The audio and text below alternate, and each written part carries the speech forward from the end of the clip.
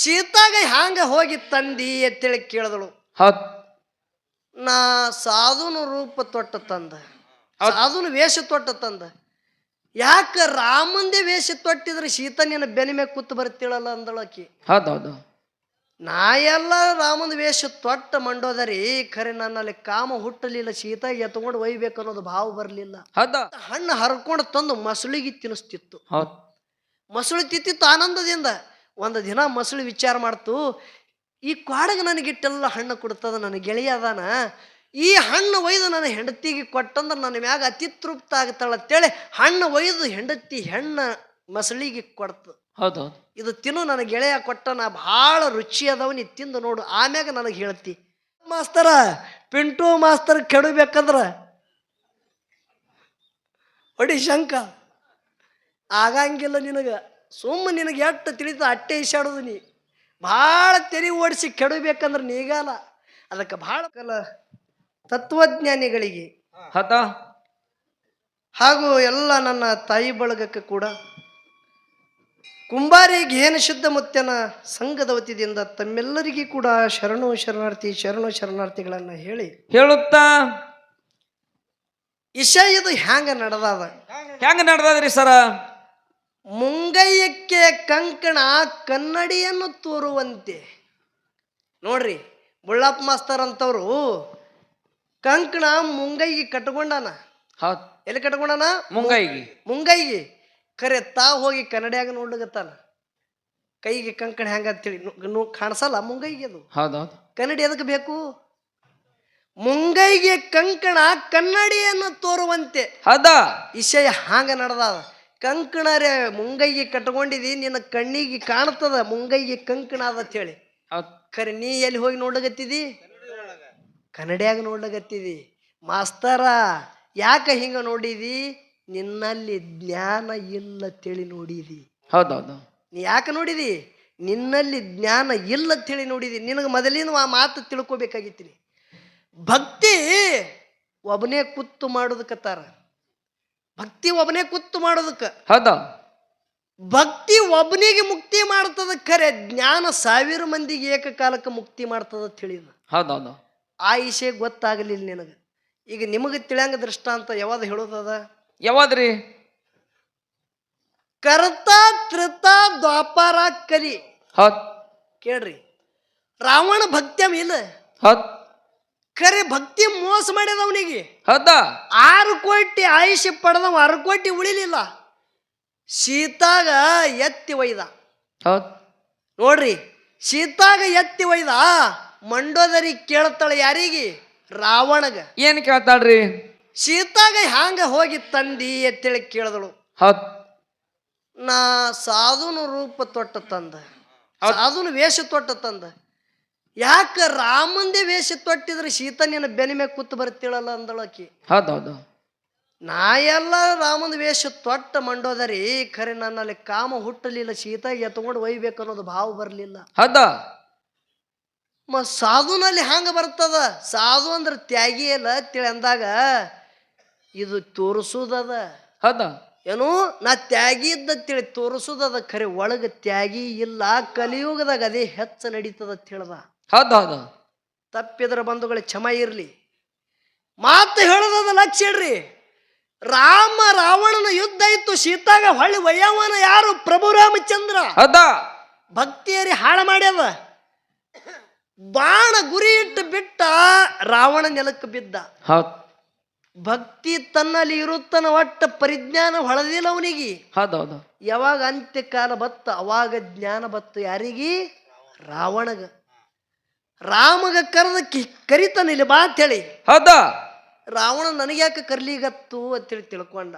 ಹೌದ್ ಅವಾಗ ರಾಮ ಲಕ್ಷ್ಮಣ ಕೂಡಿನೇ ಹಾದರು. ಹೇ ಪ್ರಭು ಅಂದವ. ಹೌದಾ? ನೋಡಿ ರಾಮಗೆ ಆನಂದ. ಹೇ ಪ್ರಭು, 33 ಕೋಟಿ ದೇವಾದಿ ದೇವತೆಗಳಿಗೆ ಪೈರಿ ಮಾಡಿ ತುಳಿದವ ದಟ್ಟ ಬಲಾಢ್ಯ ನಾ ಇದ್ದ. ಹೌದೌದು. ನೀ ನನ್ನಟ್ಟು ಶಕ್ತಿವಾನನೂ ಅಲ್ಲ, ನನ್ನಟ್ಟು ಶ್ರೀಮಂತಿಕೆ ಒಳಗುನು ನೀ ಇಲ್ಲ. ಹೌದಾ? ನನ್ನಟ್ಟು ದೊಡ್ಡ ಕುಟುಂಬನೂ ನಿಂದಲ್ಲ. ಹೌದೌದು. ನನ್ನ ಹೆಂಡ್ರಿ ಎಟ್ಟು, ನನ್ನ ಮಕ್ಕಳು ಎಟ್ಟು, ನನ್ನ ಸಂಪತ್ತು ಎಟ್ಟು, ಇದು ಅಳತಿನೂ ನಿನಗೆ ಗೊತ್ತಿಲ್ಲ. ಹೌದೌದು. ನೀ ಬರೇ ಶೀತ ಒಬ್ಬಕಿನೇ ಅದಾಳ. ಹೌದ್ ನನಗೆ ಎಟ್ಟು ಹೆಂಡ್ರವ ಅನ್ನೋದು ಅದನ್ನು ನಿನಗೆ ಗೊತ್ತಿಲ್ಲ. ಹೌದ್ ಇಟ್ಟು ನಾ ಬಂಗಾರದ ಲಂಕಾದಾಗ ನಾ ಆಳಿಕೆ ಮಾಡ್ದವಿದ್ದ. ಹೌದ ಖರೆ ನಂದು ನಿಂದು ಯುದ್ಧ ಇತ್ತು. ಇದ್ದಾಯ್ತು. ನಿನಗ ಜಯ ಬತ್ತು, ಹೌದ್. ನನಗ ಸೋಲು ಬತ್ತು. ಹೌದೌದು.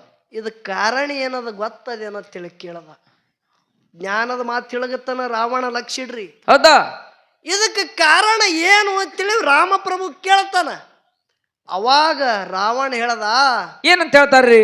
ಎಲ್ಲಾದ್ರದಾಗ ನಾನು ನಿನಕಿ ಕಮ್ಮಂತೂ ಇಲ್ಲ, ಖರೆ ನನಗೆ ಸೋಲು ಬರ್ಬೇಕಂದ್ರ ಒಂದೇ ಕಾರಣ ಅದ.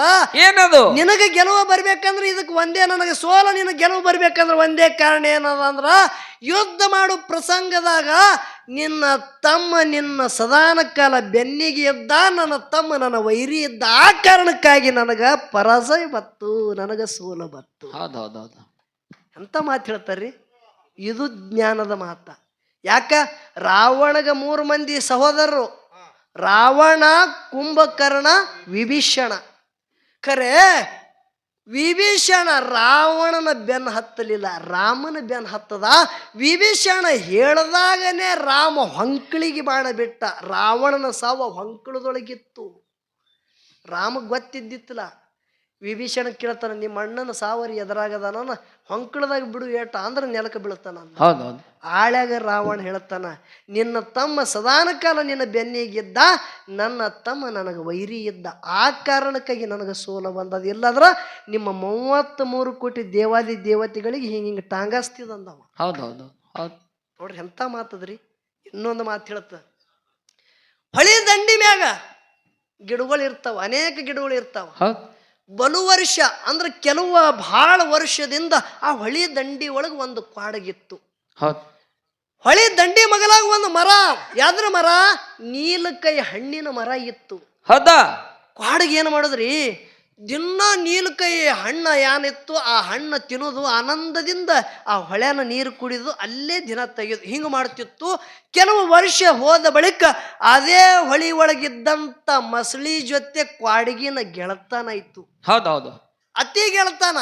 ಕ್ವಾಡಗ ಎಷ್ಟು ಹಣ್ಣು ತಿನ್ಬೇಕಷ್ಟು ತಿಂದು ಮತ್ತೆ ಹಣ್ಣು ಹರ್ಕೊಂಡು ತಂದು ಮಸಳಿಗೆ ತಿನ್ನಿಸ್ತಿತ್ತು. ಹೌದು.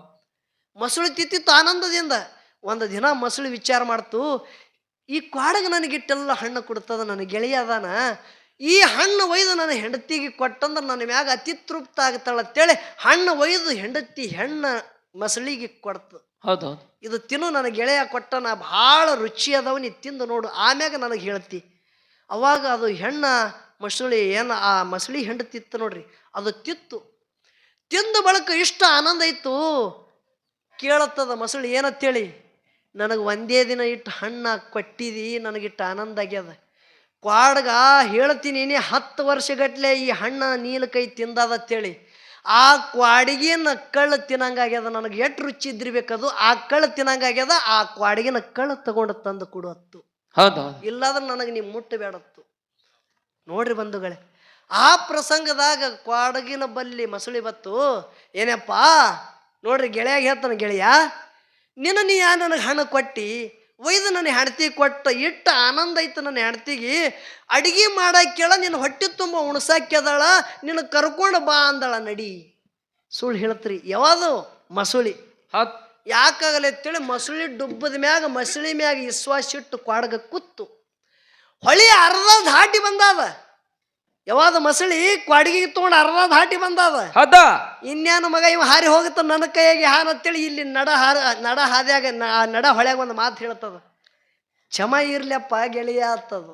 ಹೌದೌದು. ನೀ ಏನ್ ಹಣ್ಣು ಕೊಟ್ಟಿದ್ದಿ ನೋಡು, ನನ್ನ ಹೆಂಡತಿ ಕೊಟ್ಟ ಅತಿ ರುಚಿ ಆನಂದ 10 ವರ್ಷಗಟ್ಲೆ ಇತ್ತು. ಕ್ವಾಡಗ ಇಂಥ ರುಚಿ ಹಣ್ಣು ತಿನ್ನದಂದ್ರ ಆ ಕ್ವಾಡಗಿನ ಕಳ್ಳು ಎಷ್ಟು ರುಚಿ ಆಗಿರ್ಬೇಕು, ಆ ಕಳ್ಳು ತಿನ್ನಂಗಾಗ್ಯದ ಅಂತೇಳಿ ನನ್ನ ಹೆಂಡತಿ ಹೇಳತ್ತೇಳಿ ನಿನಗೆ ತಗೊಂಡು ಹೊಂಟಿದ.